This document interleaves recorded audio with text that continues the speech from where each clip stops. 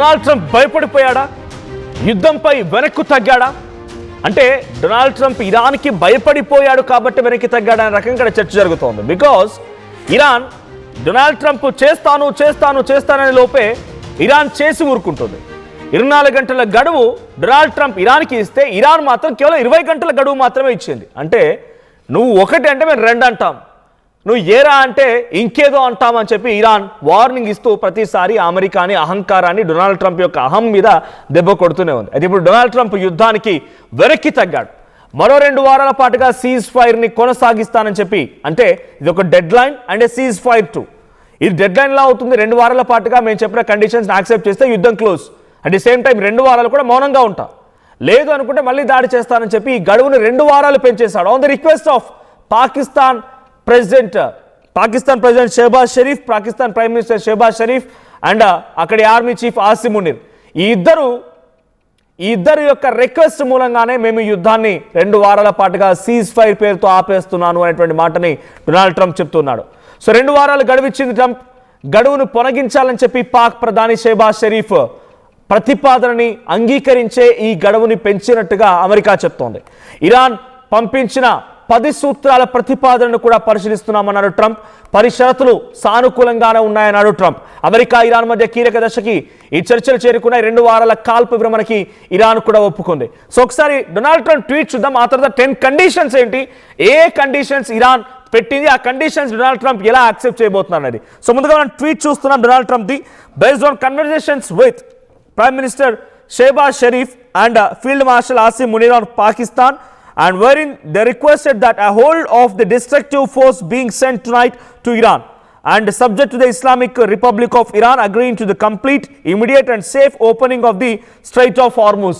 So ఆయన ట్వీట్లో ఏం చెప్పారంటే, స్ట్రైట్ ఆఫ్ హార్ముజ్ని విడిచిపెడతాం, మేము సిద్ధంగా ఉన్నాం, కానీ నేను ఏవైతే బలగాలని మోహరింపజేశానో ఆ సముద్ర మార్గంలో లేకపోతే ఇరాన్కి దగ్గరగా అక్కడ నేను మోహరింపజేసినటువంటి ఆ సైన్యాన్ని మాత్రం హోల్డ్ చేయమని చెప్పింది Pakistan. So Pakistan prime minister Shehbaz Sharif and అక్కడి army chief field marshal Asim Munir, ఈ ఇద్దరి రిక్వెస్ట్ మూలంగానే నేను చేస్తున్నానని చెప్తూనే ఇక్కడ లైన్ మెన్షన్ చేశాడు ఆయన. Republic of Iran agreeing to the complete, immediate and safe opening of the straight of Hormuz. వాళ్ళు దీన్ని కంప్లీట్గా ఓపెన్ చేస్తాను, సేఫ్గా ఇమీడియట్గా ఓపెన్ చేస్తానని చెప్పడం మూలంగానే యుద్ధాన్ని 2 వారాల పాటుగా క్లోజ్ చేస్తున్నా.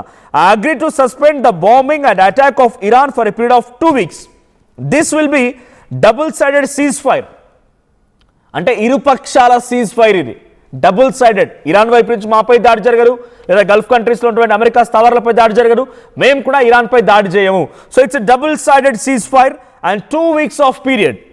The reason for doing so is that we have already met and exceeded all military objectives and are very far along with a definite agreement concerning long-term peace with Iran and peace in the Middle East. మేము ఇంతటి స్థాయిలో సైన్యాన్ని మాకున్నటువంటి బలగాలను మొత్తాన్ని మోహరింపజేసిన ఇప్పుడు ఎందుకు ఆపుతున్నానంటే నాకు శాంతి ముఖ్యం. ఇప్పుడు గుర్తొచ్చింది శాంతి, నాకు పీస్ ముఖ్యం. ఈ పీస్ మేకర్, ఈ పీస్ కోరుకునే వ్యక్తికి ఇప్పుడు గుర్తొచ్చింది. అంతా జరగాల్సిన నష్టం జరిగిపోయి, ప్రాణాలు పోవాల్సినంత కోల్పోయి, ప్రపంచ దేశాల్లో ఇన్ఫ్లేషన్ రావాల్సినంత వచ్చి, ఎంతెందుకు మీకు చిన్న ఎగ్జాంపుల్ మీకు అర్థం కాదని చెప్తున్నా. ఆయన ఎక్కడో డిసిషన్ తీసుకుంటే మన దగ్గర టిఫిన్కి మనం 10 రూపాయలు అదనంగా కడుతున్నాం. గ్యాస్కి కొరత వచ్చింది. పెట్రోల్ బంకుల దగ్గర ఎప్పుడు పెట్రోల్ పంపుకు వెళ్ళినటువంటి వాళ్ళు కూడా గంటల తరబడి పెట్రోల్ పంపుల దగ్గర నిల్చోవాల్సిన పరిస్థితి వచ్చింది. అటువంటి పరిస్థితి కారణమైన ట్రంప్ ఇప్పుడు మళ్ళీ శాంతి బోధకుడిగా శాంతి మాటలు వల్లిస్తున్నాడు. నేను శాంతి కోసమే, I want peace in the Middle east, నాకు మిడిల్ ఈస్ట్లో శాంతి కావాలి, అందుకే నేను ఈ మాట వింటూ ఆగిపోతున్నాను అనేటువంటి మాటను మాట్లాడుతున్నారు ఆయన. At the same time we have received a 10-point proposal from Iran. 10 షరతులతో కూడిన ఒక ప్రపోజల్ కూడా ఇరాన్ నుంచి వచ్చింది. And believe it is workable based on which to negotiate. అది వర్కౌట్ అవుతుంది అనుకుంటున్నాను, but on the base of negotiation చేస్తే అది వర్కౌట్ అవుతుంది. Almost all of the various points of past contention have been agreed to between the United States of America and Iran.